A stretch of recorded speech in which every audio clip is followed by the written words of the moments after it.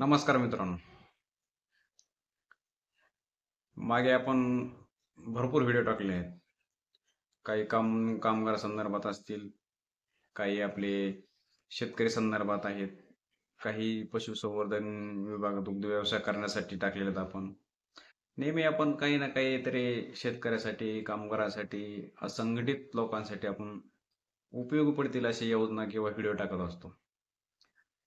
आज व्हिडिओ आपण थोडा वेगळा घेतला आहे. वेगळा घेण्याचं कारणही तसंच आहे. 2025-26 हो घातलेल्या नगर परिषद असतील, जिल्हा परिषद असतील, पंचायत समिती असतील.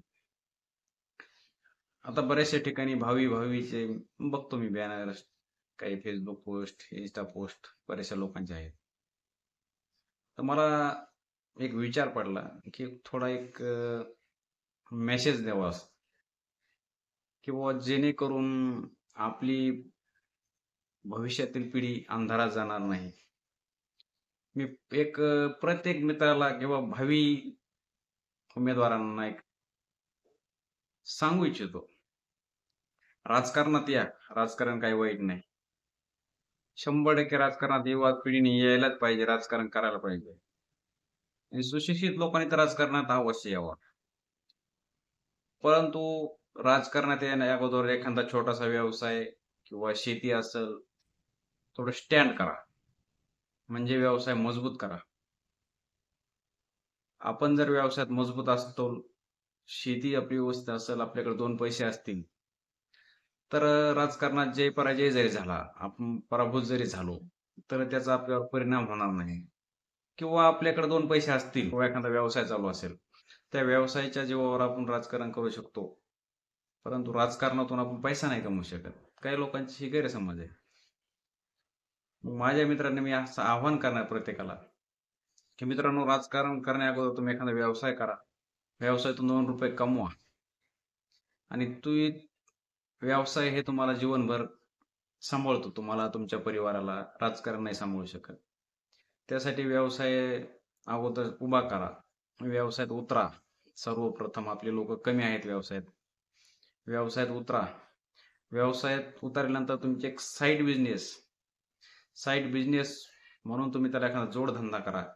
आणि हे जोडधंदा करत असताना तुमचं ऑटोमॅटिकली पैसा आल्यानंतर तुमचं मार्केटमध्ये नाव होतं. करा. आणि व्यवसाय तुमचा स्टँड झाल्यानंतर तुम्ही राजकारणात उतरा. राजकारणात सुशिक्षित लोकांची खूप गरज आहे. कारण आपण सोशल मीडियाचे युग सध्या आहे. सोशल मीडियामध्ये सुशिक्षित लोकांची राजकारणात खूप गरज आहे, की आपण वेगवेगळे बघतोय कुठं कसा विकास चालू आहे, काय चालू आहे. हे आपणही आपल्या गावात, आपल्या परिसरामध्ये करायला पाहिजे. आणि माझा एक अनुभव मी तुम्हाला सांगतो मित्रांनो. सर्वप्रथम राजकारणात येण्या आपण आपलं अगोदर आपलं घर सुधरा. घराची परिस्थिती सुधरा. आपलं घर सुधारलं तर आपली गल्ली, आपलं अनुकरून गल्ली सुधरेल. आणि गल्ली सुधारली म्हणजे त्या गल्लीचं अनुकरण करून गाव सुधरत असतं. जर आपल्या दिव्याखाली अंधार असेल तर आपण लोकांना नाव ठेवून उपयोग नाही. त्याच्यामुळे आपलं अगोदर अनुकरण करा. आपण सुधरा. कुठला ना कुठला व्यवसाय करा.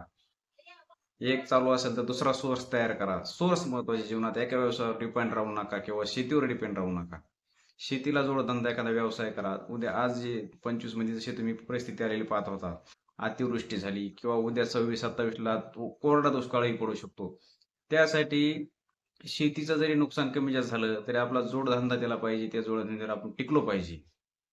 आणि आपण जर टिकलो तर राजकारणातही तुम्ही म्हणा, कुठल्याही क्षेत्रात तुम्ही एकदा जोडधंदा तुमचा असेल तर तुम्ही 100% कुठेही सक्सेस होतात. हेच माझं तरुण वर्गाला सांगणं आहे, की तुम्ही कुठलाही क्षेत्र असू द्या, अगोदर त्यात टिका, जोडधंदा करा. धन्यवाद.